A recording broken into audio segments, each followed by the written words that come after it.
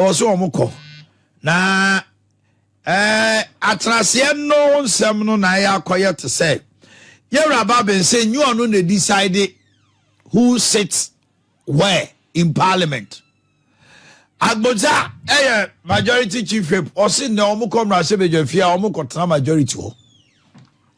Does that mean say the chief justice and the eminent justices ne kan ye no o man fa anya adwuma na yente Yera Baben kakra o say MPs na ka ho bi na ase Supreme Court for mu omo MPs no bibia no matam de ko yente no and executive, and I see them as interference in the workings of Parliament, pose a direct challenge to the essence, jurisdiction, authority, powers, and functioning of the esteemed institution of Parliament, which is the repository of the sovereign will of the people of Ghana. It is increasingly becoming clear the judiciary and the executive are seemingly colluding to weaken Parliament. The decision of the Ghanaian voters in the 2020 presidential and parliamentary elections is clear and loud to all discerning people. The decision is obviously a preference for a consensual and collaborative governance to a winner-take-all government.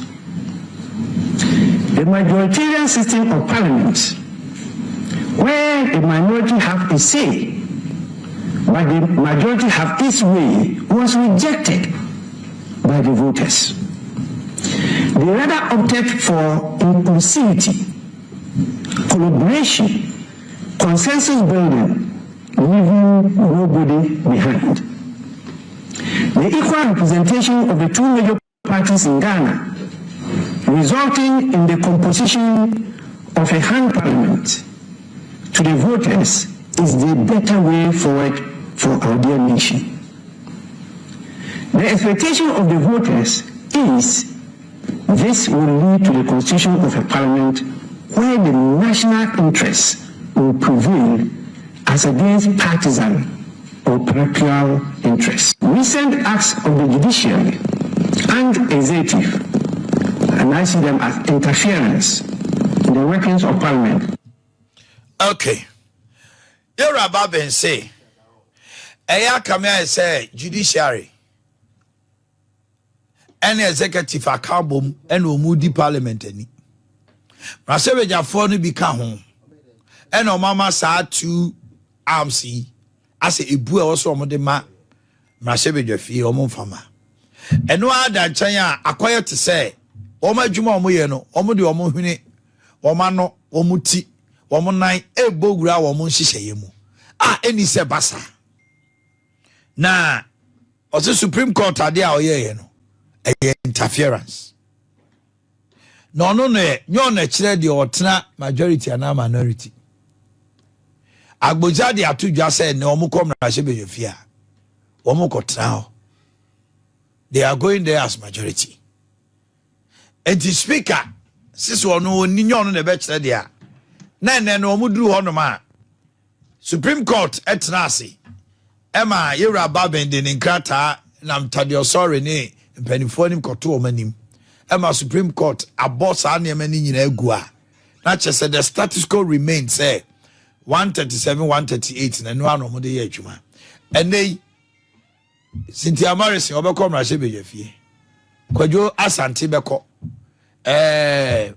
formula ebeko ena aka enso beko because Supreme Court say yentimi kanchom say omomko abra the right and I say the opportunity for omonkro beko by election any ho no ontimi nye Baben me can say ontie Supreme Court emo mo akere onso na adwene na ono so adwenche na oche na wanya mfomso said Supreme Court ama ruling ye buti ananado 2012 or so on the Supreme Court nya adwen na emo for the sake of unity and peace waje atum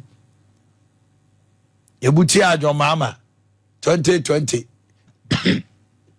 Ochire na adwen unanimous FC okay kan ni nyina wie ogitum e Supreme Court ma ruling obetima kire wadwene e wo ho na o say the entire parliament emfa buo ma wo mo ne say ya na MPs edimirika no mo kom na hye be Supreme Court so mo compare interpretation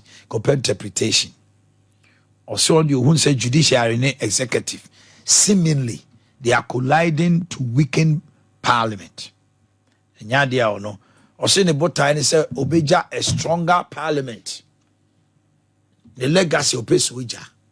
But can we say Babin's attitude and his posture has rather divided parliament or made parliament stronger? Asante Akwaba. Now to say Bibia Boko Papa no baby we are no so catch Supreme Court to say that was the job. The same swiftness omode afenyo marking ruling no omufanye LGBTQ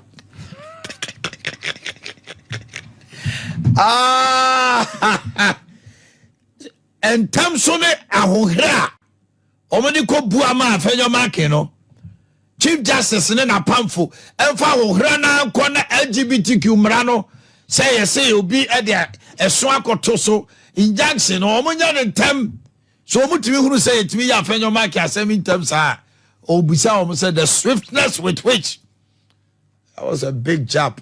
I don't know the how amanyo ko ni nyina agu aprobo so sedun katia enamu odi NDC anim sanso so na Dr. Mahmoud Baumi anso so chama untumi ni dom Ashanti mantem ha de nemu na Tamachupuku prempe so ni nam so she need important ho. They are crisscrossing the country telling Ghanaians the need for them to be voted into power. And I saw something na meniachi when it was announced that Donald Trump is the 47th president of the United States of America. The team they sang a beautiful song.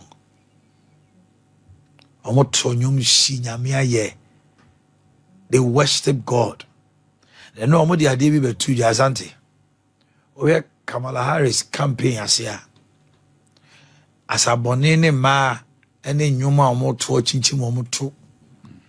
We are normally Trump so thereby I saw for Bompire Mano. We must say the election was between God and Satan. And God always reigns supreme. Mami Chu Asante, Babin, and in summer deja. Oh my medasi. Eddie Kano. Yeah, come can be a year for 92 no. Oh my I'm ready to say ye ain't me for no. Ye beji democracy na to my I am penning for no maybe o ye. And then who say democracy no who here change in other form of government. As we are speaking, mu bi kra Ghana for mu bi e pe soja ban. So mono sanko for no pe soja ban no mu soja ban. Whatever. But the point is so mu soja ban mu the democracy no so ye wo mu. What I say it's up to the major beneficiaries of our democracy as it is now, the Speaker of Parliament, the Chief Justice, and the President, you know. Also my democracy konoma Ghana for no. It was a democracy no chi ammo bi anywhere apart from the democracy. Because during the last 2 months, Parliament it's not making democracy attractive as it used to be. And unfortunately, at time it's a wako to abano.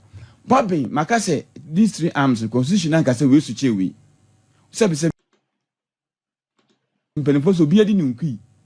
So Parliament one omu Chief Justice Bamremu so do fie man panyin so executive also do fie. But the ba hierarchy so dia anyway executive no president one is supersede o supreme o supreme but e da do nyama be ko na person say and am say obi e Babin ono an can so he is number 3 and I on guy okay say number 2 mpu also number 2 say president there be ono number 2 and number 3. No, my penny, you are not vice president. Me say what they encourage. Me say a democracy no woman nya kono. He Sebi Ghana for esu amani ama ebi nemu a omo life ai bibia ho ni nyina ye democracy agya tum ye gidi se ye mpanimfo no be ne be ma ye ho atoye no na enema bi se be yes apa ye hu ye kwaso na ye mu bi ye bi go he ene parliament omo so moko a babin si wonu wonim nyi ona hihye se obi tra bonkum anani no ba so ye penny mi bo enti se ababin ko parliament ne me ba Ashanti no kotra ho na majority ni minority kopre sapos na e dey asem na e ka me kan ba no say onu wasi wonim say we when arrange bonkum anani fa no me ba eno die mpo die o man dey me kan say ye koto aba me bo me ba me point say ye koto aba ama omu wi ma enya clear wo ma babe na anu mo say no kan say from records no there's a clear majority ya MPP for ni inaugural speech our year in the parliament say as far as number is concerned MPP for na year majority. So why is he saying today in your side? What do you make ako see what the unkrata ko tip Supreme Court mo ba asema to agu. It means the status quo remains there. So why say this? Na won yintum yankwanim. And in the case of how many days left? And I have a Chidari because by his statement he has strengthened the minority.